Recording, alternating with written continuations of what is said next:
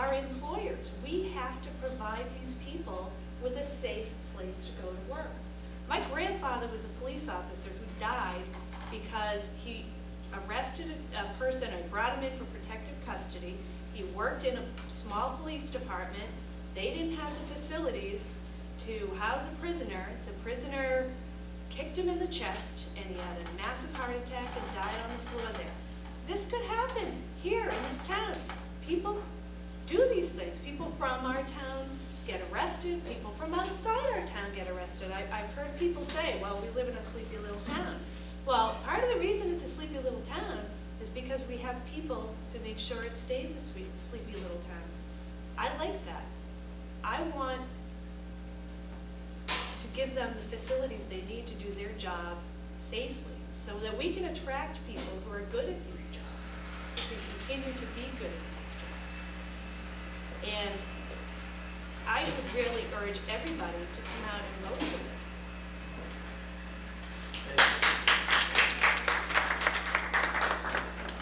Sir. Hi, Steve. Tom Salami with Ditt Road. I just have one question for the F.U.M.P committee. And seeing as how we have an elementary level of children right now, we have an overload at the elementary level. Was it ever considered, at the risk of being uninformed, as I probably am, was it ever considered a new middle school be built there and turn this into a new elementary school? Yes, the possibility, the better way to phrase the question, I guess, would be, why an elementary school and not secondary school? I understand that a high school is unreasonable there, and I agree with that. Actually, why don't I'll defer to Mr. Jervy. You run into many of the same problems building a middle school that you run into with a high school. It does have to have fields that go beyond what an elementary school needs. It has to have laboratory space. This school has half a dozen laboratories, actually more than the high school right now, which is something to think about. Construction of those things is expensive. Even just tearing them out to convert this into classroom space would be expensive. This building has more classroom space than we need for an elementary, and it would be much more expensive to build a new middle school than it is to build a secondary school, an elementary school. And lastly, the space at Swamp Pond doesn't really lend itself to the larger school. It's in spite of all the acreage there, so much of it is wetlands or sloped that we're putting the largest school on there that the site can really accommodate without an inordinate expense. And I just add to it that renovations that we anticipate for this building, the middle school, would be very different, and I would suspect far more costly to turn this middle school environment into an elementary school environment. They're really two very different buildings. The reason I ask is because we have an elementary overload right now. By the time this new elementary school is built, we may not have that. We may not. It may be a little bit worse. But we're definitely going to need a middle school. There's going to be a middle school overload at that time. Our enrollment projections right now still show that the increased enrollments have not subsided. The increased figures, even in the children that aren't in school yet. Right, at the elementary level. At the elementary level. And yes, they have already hit this school. The first over 200 large class is currently the 7th grade now in the middle school, that's in the area of 220 students, where we have a senior class this year of 143. So there is, and last year's was just over 100. There's another class in the high school that's just over 100. So the large numbers are already coming up, and we do have to address them. The other thing is, as we've already stated, this building opened in 1965 and virtually has not been touched except for the roof over the gymnasium, and that was in the late 60s. This building has not been renovated. Did a good job on the building. Well, as a matter of fact, Mr. Jones Sr. was the chairman of that school building committee. with this But, building. so again, those scenarios were looked at as far as from a cost standpoint, as far as the utilization of the current facilities, which was one of the things that we're charged with looking at. You know, it was more cost effective to, again, retain this as a middle school. The high school, in light of the fact we just spent millions of dollars renovating it 10 years ago. So the cost of renovating and updating this facility and the high school, somewhere around, what, $22 million? As opposed to building a $40 to $60 million high school or middle school. So, I know, but I know, but dollars and cents wise, it just makes more sense to do it here and go with a new elementary school. And that's why we arrived at that. Maureen? You raised a good point that I've been hearing out in the community. Some people are concerned that the bubble will pass through the elementary school and we're building beyond what we need. But it's important to remember that the reason we want to build a new school is threefold. And it's not just enrollments, that's 1/3 of it. The other third is programs, and the other one is the maintenance need at the bachelor school. Nobody wants to put any good tax money into meeting that.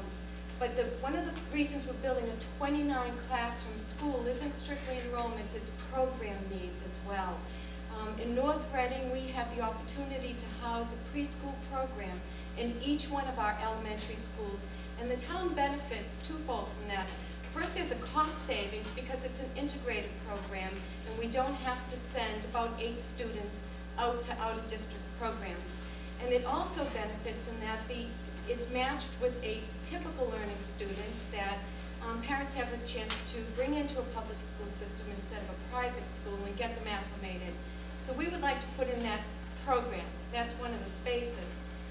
4 spaces are for extended day kindergarten programs. We have built 3 kindergarten classes in the hood because they're 30%. And we'll put 4 of them into the Swan Pond School. That's a program need. Art, music, computers, those are new programs that follow the state requirements. I'm losing all my terminologies.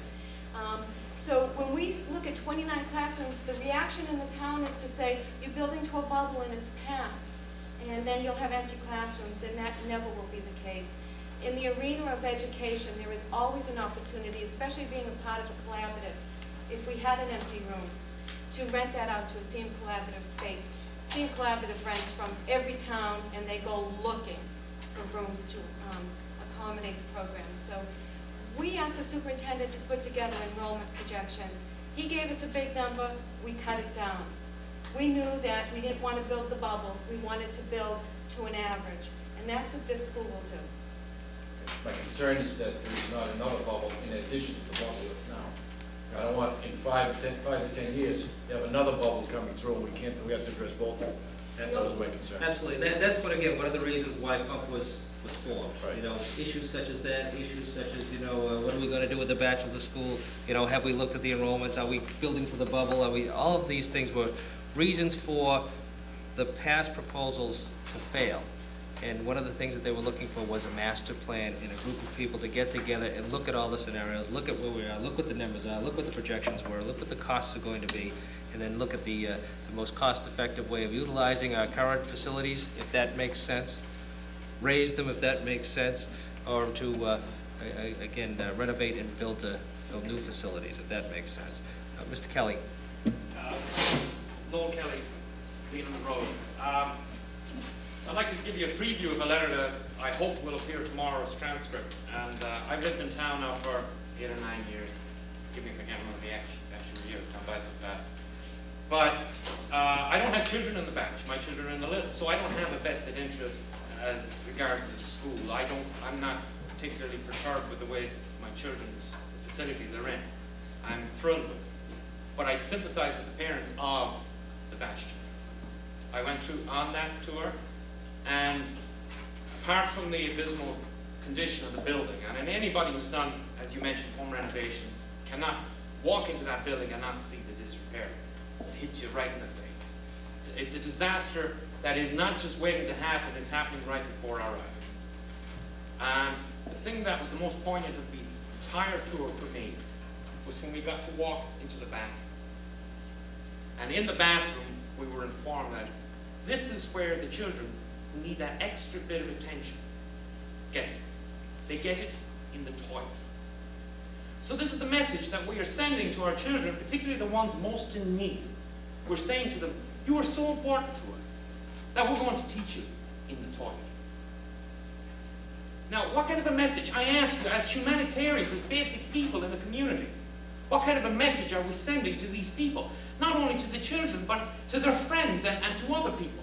And I'm not going to go on too long on this, I don't want to preach, but I'd like to just outline a few things here, because this is, I've lived here for 8 years, I've seen this tossed around. I have tremendous admiration for these people. They have given untold hours. I don't know anybody else who would give the amount of time that these people have given. And it's a thankless exercise, because all they've gotten is abuse. Every turnaround, it's, why don't you do this, why don't you do that? It's horrendous, and I'm telling you, you're martyrs to a cause. And I just hope the cause isn't for naught, because as a taxpayer, which is why I'm here, I want to see it come to fruition.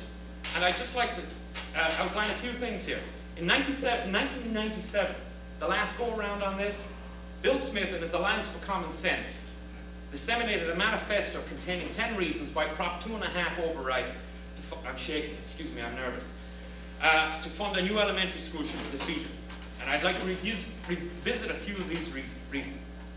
Number 5, assessments on property values are expected to rise 30% over the next 3 years.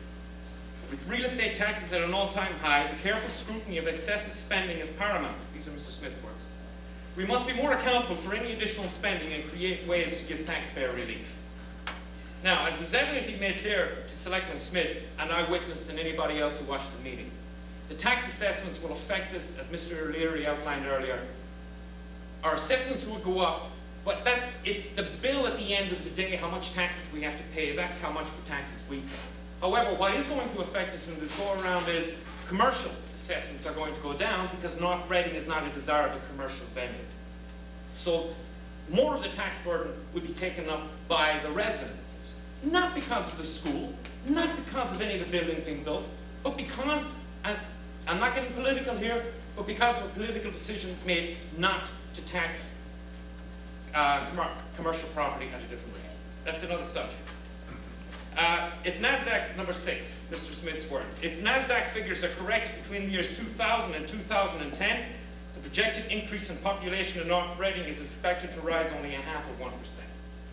Well, I don't know where this number came from, and perhaps NASDAQ should be held accountable, but according to Metropolitan Area Planning Council, whom our own Brad Jones Jr. Is our representative, the projected population growth, I throw that in for validity. The projected increase in population in North Reading is expected to be 4.5% in that decade, to be followed by another 4.5% the following decade. And it doesn't get much better than that. The numbers are going to continue to go up, and that's a fact. So something is going to have to be done to put these people when they come to town. Number 7, the true cost to build a facility is not $10,300,000, and we all know it's not. It is now almost $12 million. Okay, we've made another 3 years. Maybe then we'll be talking about 15 or 16 or 17 million. These are taxpayer issues. These are not parent issues. Parents as taxpayers, but not parents as parents of children. The community as a whole is not best served by construction of a new school. That to me has to be one of the most, going back to what I was talking about, those children earlier, the ones most in need. When somebody can make a statement that the community as a whole is not best served by construction of a new school, that to me demonstrates a definite lack of empathy, heartlessness, whatever you want to call it, that you can exist in a community and have part of that community actually feeling inferior to its fellow citizens, to her peers. Would anybody in this town, in this room, want to walk out and be made to feel like they were inferior to the person in the house next door? I don't think so. There are 1,000 less children in the schools than in 1980. This statement was made 3 years ago. And this was sent out to particularly older residents of the community, who are the ones who are going to be most hit by a tax increase. And it was done for one reason only, to scare the living bejesus out of you. I'm not joking. This is the worst form of political, I can't think of the word, I'm thinking it was too harsh, but probably getting me in trouble, but I just want to make clear to any that are watching, any people, I'm going to be a senior citizen.